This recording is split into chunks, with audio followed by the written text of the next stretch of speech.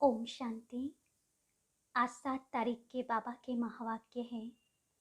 बाबा ने कहा, मीठे बच्चे, यह पढ़ाई बहुत ऊंची है। इसमें माया रावण ही विघ्न डालता है। उससे अपनी संभाल करो। प्रश्न है आज का, तुम्हारी सर्विस वृद्धि को कब प्राप्त होगी?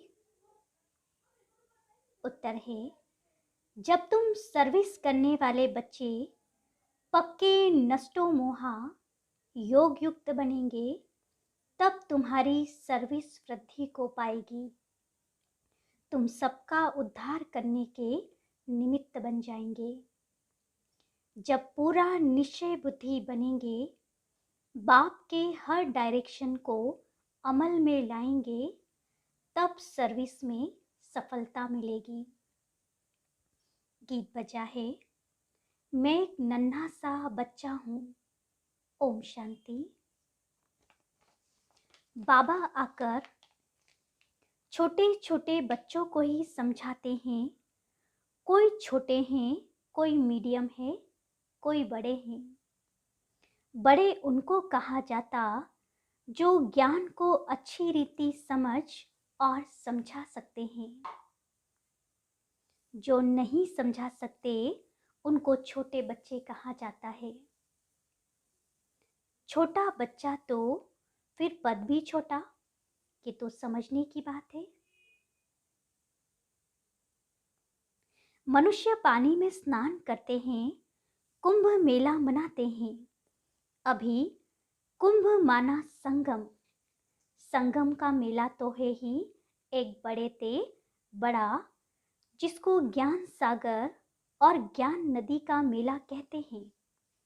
पानी की नदियां तो बहुत है, वह भी सब सागर में ही पड़ती है, परंतु उनका इतना मेला नहीं होता। ब्रह्मपुत्र नदी है बड़ी, जो कलकत्ते तरफ सागर में जाकर मिलती है।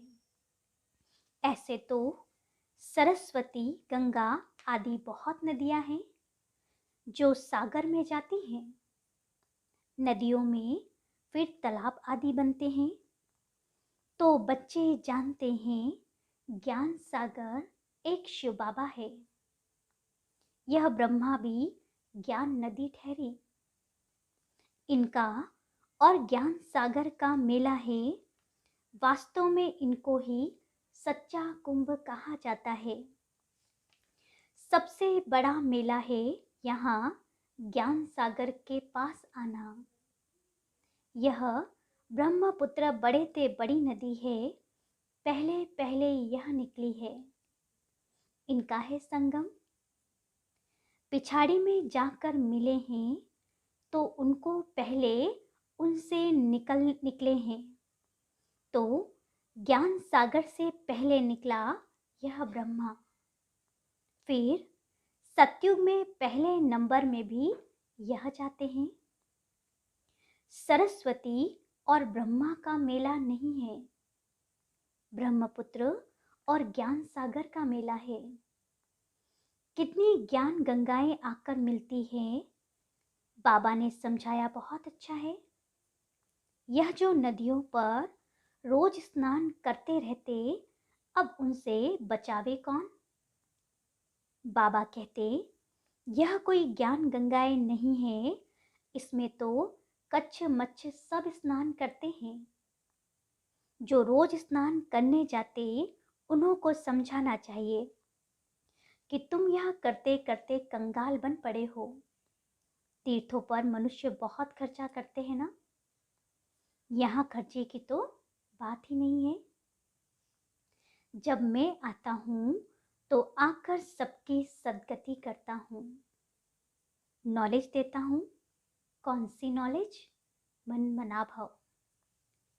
मुझे याद करो तो इस याद की योग अग्नि से तुम्हारे विकर्म विनाश होंगे, तुम पावन बनेंगे।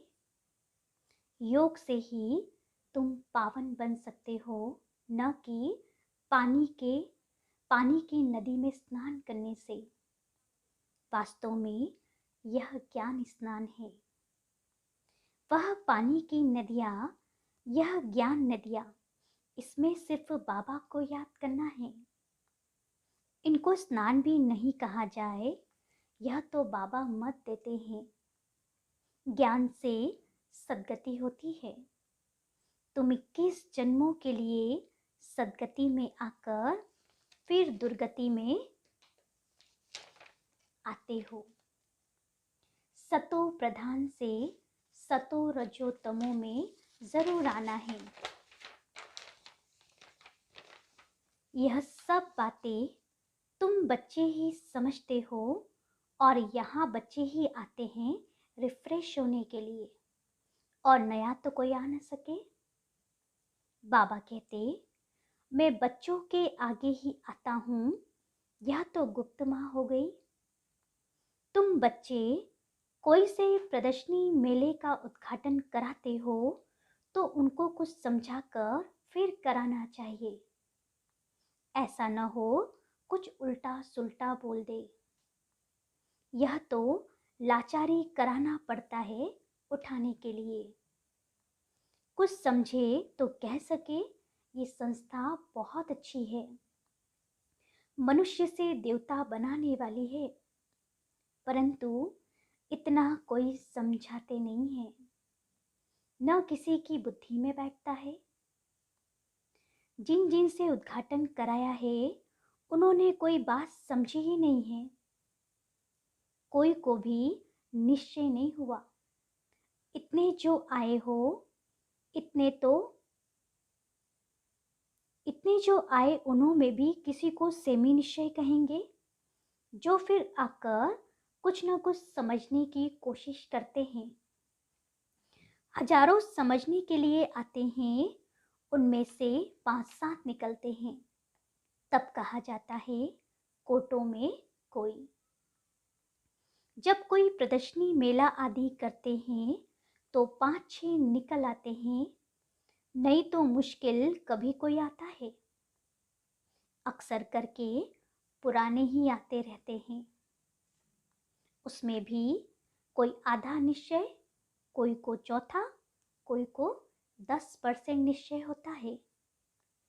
वास्तव में स्कूल में पूरे निश्चय बगैर तो कोई बैठ नहीं सकता। निश्चय हो तो समझे बैरिस्टर बनना है तो इम्तिहान जरूर पास करना है।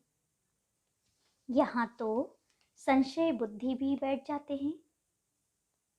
समझते हैं धीरे धीरे निश्चय हो जाएगा कि मनुष्य से देवता बनते हैं। यहाँ निश्चय होने के लिए बैठते हैं, फिर चलते चलते टूट भी पड़ते हैं। 4-5 वर्ष पढ़ते पढ़ते फिर संशय आ जाता है तो निकल जाते हैं। यह पढ़ाई है बहुत ऊंची और इसमें माया रावण के विघ्न पड़ते हैं। माया समझने नहीं देती। माया बच्चों की पढ़ाई में विघ्न भी डालती है। यह स्कूल बड़ा वंडरफुल है। देलवाड़ा मंदिर भी कितना अच्छा यादगार बना हुआ है। वह है जड़ मंदिर जो स्वर्ग स्थापन अर्थ होकर गए हैं। जगदम्बा, जगत पिता और उनके बच्चे, उन्हों के ही जड़ यादगार बनते हैं। जैसे शिवाजी आदि सब चैतन्य में थे, अब उन्हों का यादगार है। अब जगदम्बा और जगत पिता चैतन्य में आए हैं। 5000 वर्ष के बाद फिर वही एक्ट करेंगे जो उनके चित्र निकलेंगे। पहले तो जरूर चित्र नहीं होंगे, यह सब चित्र आदि खत्म हो जाएंगे। फिर पहले चित्र बनना शुरू होंगे। यादगार भी तो पहले पहले शिव बाबा का ही बनेगा। फिर उनके बाद त्रिमूर्ति ब्रह्मा विष्णु शंकर के, फिर जो तुम अभी सेवा कर रहे हो उनके भी निकलेंगे। सब पतित पावन को याद करते हैं, परंतु समझते नहीं कि हम पतित हैं। वास्तव में सच्चा सच्चा ज्ञान यह है जिससे सद्गति मिलती है। ज्ञान तो गुरु द्वारा मिलता है। पानी की नदियाँ कोई गुरु थोड़ी है। यह सब अंधश्रद्धा है। ऑक्यूपेशन समझने के बगैर कुछ भी पा नहीं सकते। ऐसे नहीं, दर्शन करूं, यह करूं, ये सब फालतू हैं। दर्शन की कोई बात नहीं, यह तो कोई नए से मिलना पड़ता है, क्योंकि बड़े का बड़ा आवाज निकलता है। परंतु देखा गया है बड़े लोग आवाज नहीं कर सकते, गरीब कर सकते हैं। इसीलिए बाबा कहता है बच्चे में गरीब निवाजो, क्योंकि अक्सर करके सेवा गरीब ही करते हैं। हाँ, कोई ज्ञान धन में भी साहूकार हो जाए तो आवाज कर सकते हैं। यह पानी की नदियों में तो स्नान करते ही आए हैं। इस गंगा स्नान से सद्गति नहीं मिल सकती। पतित पावन सद्गति दाता तो एक ही बाप है। वह आकर सर्व की सद्गति करते हैं। बाप कहते हैं सद्गति तो 1 सेकंड में मिल सकती है। श्रीमत कहती है मुझे याद करो तो अंतमति सो गति हो जाएगी। इसको योग अग्नि कहा जाता है, जिससे विकर्म विनाश होंगे। इसलिए बाप कहते हैं मुझे याद करो तो एवर हेल्दी बनेंगे। फिर मैं हूँ ही स्वर्ग स्थापन करने वाला। इस चक्र को याद करने से तुम चक्रवर्ती राजा बन जाएंगे। बाप और वर्षे को याद करो। अभी हमको वापस जाना है बाबा के पास। कल्प कल्प बाप एक ही बार आकर सद्गति करते हैं। वह सर्व के सद्गति दाता है। तुम किसकी सद्गति नहीं कर सकते। तो शिव बाबा से यह सच्ची सच्ची ज्ञान गंगाएं निकली हैं।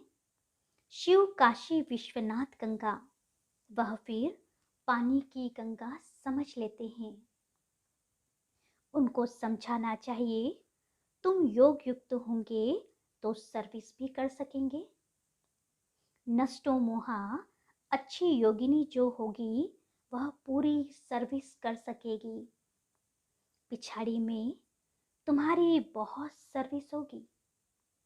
साधुओं आदि का भी तुम्हें उद्धार करना है। उन्हों को समझाना है सद्गति दाता एक ही है। वही कहते हैं अब तुम मेरे को याद करो तो मेरे पास चले आएंगे। मुक्ति तो 1 सेकंड में मिल सकती है। मुक्ति के बाद जीवन मुक्ति तो है ही। यह बड़ी समझने की बातें हैं। ऐसे नहीं सबको एक जैसी धारणा हो सकती है, नहीं, नंबरवार पुरुषार्थ अनुसार धारणा होती है।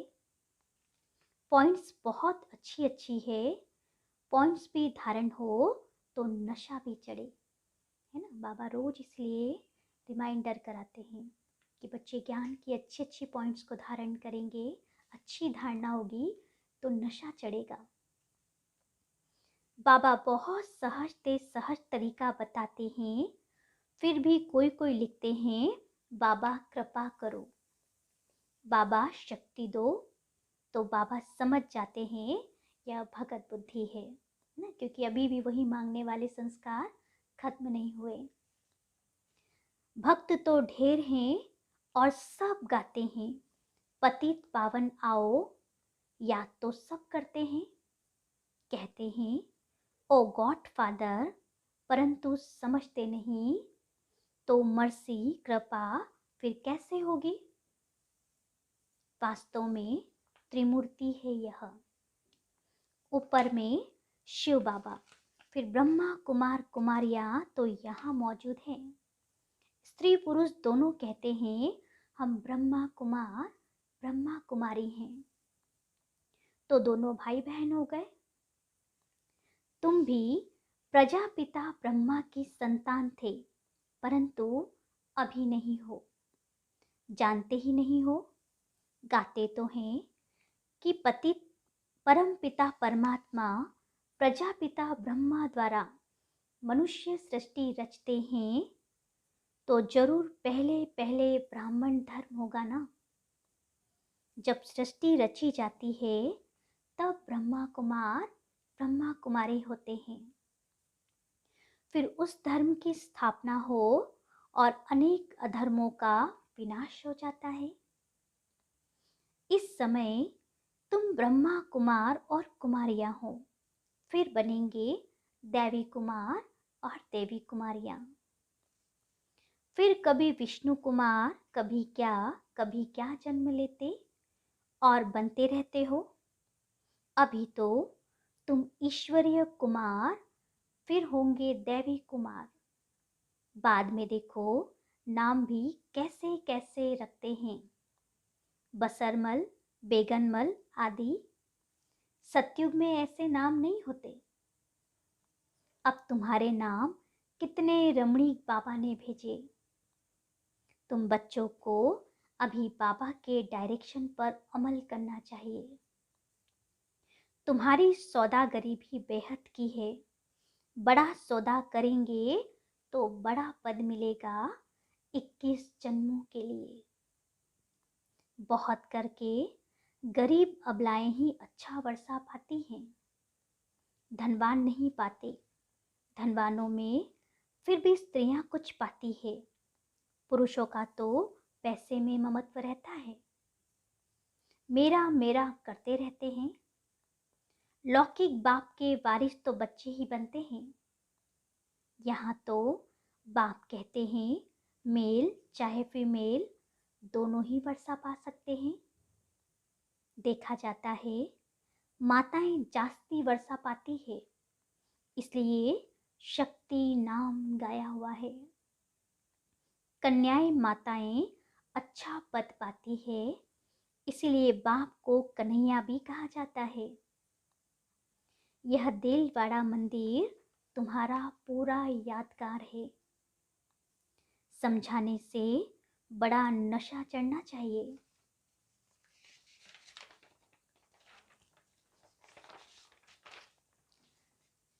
तीर्थों पर और ही जास्ती सर्विस हो सकती है। अभी तो पॉइंट्स बहुत मिली हुई है। सदगति तो ज्ञान सागर से ही होगी, न कि पानी से। सदगति दाता गीता का भगवान ही है। अच्छा, मीठे मीठे सिकिलते बच्चों प्रति मात पिता बाप दादा का याद प्यार और गुड मॉर्निंग। रूहानी बाप की रूहानी बच्चों को नमस्ते, और हम रूहानी बच्चों की रूहानी बाप दादा को याद प्यार, गुड मॉर्निंग और नमस्ते नमस्ते नमस्ते। फिर धारणा के लिए मुख्य सार है। पहली पॉइंट है, ज्ञान धन में साहूकार बन, बाप का नाम बाला करने की सेवा करनी है। पूरा निश्चय बुद्धि बनना है, किसी भी बात में संशय नहीं लाना है। दूसरी पॉइंट है, बाप से पूरा वर्षा लेने के लिए मेरे मेरे में जो ममत्व है उसे छोड़ देना है। लौकिक वर्षे का नशा नहीं रखना है।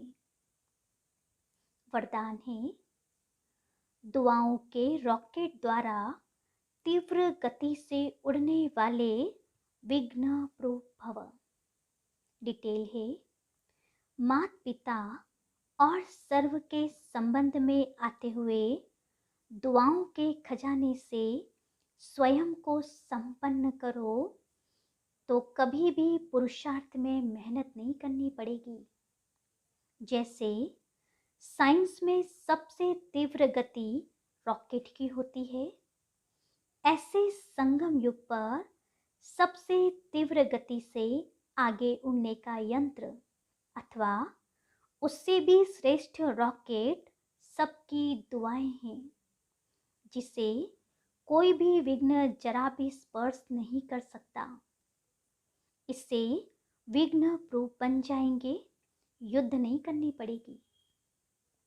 स्लोगन है, परोपकार की भावना से संपन्न बनना ही श्रेष्ठता का आधार है। पुरुषार्थ की आज की हमारी पॉइंट है, संपूर्ण पवित्रता व स्वच्छता को धारण करने की। ब्राह्मण जीवन का मुख्य आधार नवीनता, अलौकिकता व जीवन का श्रृंगार पवित्रता है। ब्राह्मण जीवन की चैलेंज ही है काम जीत। यही असंभव से संभव कर दिखाने की श्रेष्ठ ज्ञान और श्रेष्ठ ज्ञान दाता की निशानी है।